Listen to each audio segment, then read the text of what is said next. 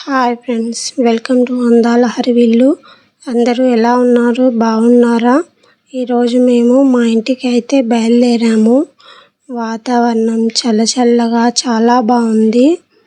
ఇప్పుడే వరి పొలాలు అయితే నాటు పెట్టడం మొదలైంది. మా ఊరి అమ్మవారు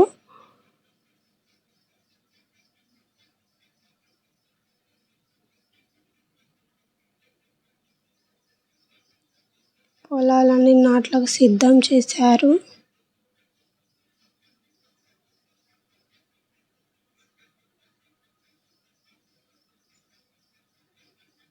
మా ఊరికైతే వచ్చాము. ఇదే మా ఇల్లు. మా ఇంట్లో చాలా రకాలైన చెట్లు ఉంటాయి. ఇదిగోండి, ఫ్రెష్ పుదీనా చెట్లు, మా గులాబీ చెట్టు, మా నిమ్మ చెట్టు, మా అత్తమ్మ బెండ గింజలు నాటింది. ఇప్పుడిప్పుడే కొంచెం కొంచెంగా పెరుగుతున్నాయి. ఫ్రెష్ గోంగూర రోటి పచ్చడి మా అత్తమ్మ చాలా బాగా చేస్తుంది. మా ఇంట్లో జామ చెట్టు, దీని లోపల కనబడకుండా దొండకాయ చెట్టు ఉంది. అది జామ చెట్టు మొత్తం తీగ పారింది. అదిగో దొండకాయలు. మరొక జామ చెట్టు, ఫ్రెష్ జామకాయలు చూడండి.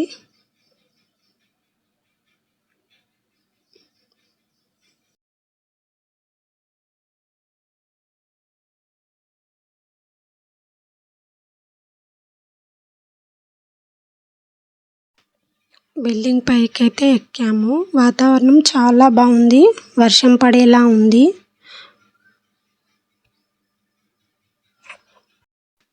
దొండకాయలు తెంపుదాం రండి. జామ చెట్టుపై దొండ తీగ మొత్తం పారింది. అత్తమ్మ కూడా దొండకాయలు తెంపుతుంది. తీగ చూడండి, జామ చెట్టుపై కనపడకుండా ఎలా అల్లుకుపోయిందో. లోపల మొత్తం దొండకాయలే ఉన్నాయండి. తీగ పై వరకు పారడం వల్ల నేను చైర్ వేసుకొని పైకెక్కి తెంపుతున్నాను. మా ఇంటి ఫ్రెష్ దొండకాయలు. ఇప్పుడైతే ఈ దొండకాయ కర్రీని అయితే వండేద్దాం. చిలకొట్టిన జామకాయ మీకు ఇష్టమా? దొండకాయలను ఇలా చిన్న చిన్న ముక్కలుగా కట్ చేసుకుందాం.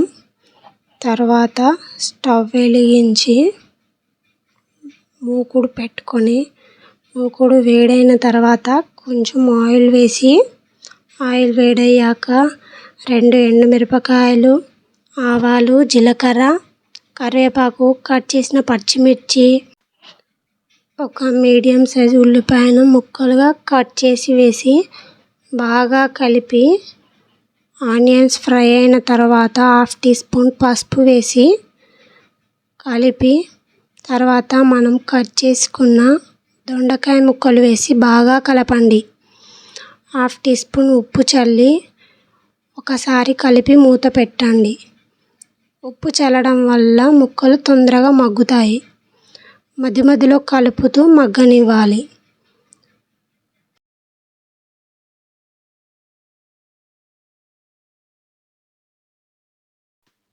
మూత పెట్టి 5 నిమిషాలు మీడియం ఫ్లేమ్లో మగ్గిన తర్వాత 1 టీ స్పూన్ అల్లం వెల్లుల్లి పేస్ట్ వేసి బాగా కలపాలి.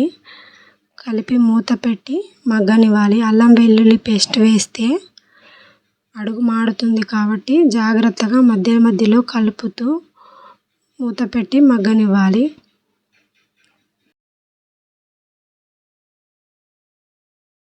ఈ విధంగా కూర మొత్తం దగ్గర పడిన తర్వాత తగినంత కారం, ఉప్పు ముందు వేసాం కాబట్టి ఇప్పుడు చూసుకొని వేసుకోండి. ఉప్పు కారం తగినంత వేసి బాగా కలిపి 2 నిమిషాలు మూత పెట్టి మగ్గనివ్వాలి. తర్వాత కూర దగ్గర పడి బాగా మగ్గిన తర్వాత 1/2 టీ స్పూన్ ధనియాల పొడి చల్లి స్టవ్ ఆఫ్ చేయండి. అంతే, ఫ్రెష్ దొండకాయ కూర వేడి వేడి అన్నంలోకి చాలా బాగుంటుంది. కమ్మనైన దొండకాయ కూర ఈ విధంగా మీరు కూడా ట్రై చేసి కడుపు నిండా తినండి. అలాగే మంచి మంచి వీడియోస్ కోసం మన ఛానల్ని సబ్స్క్రైబ్ చేసుకోండి. Thank you for watching.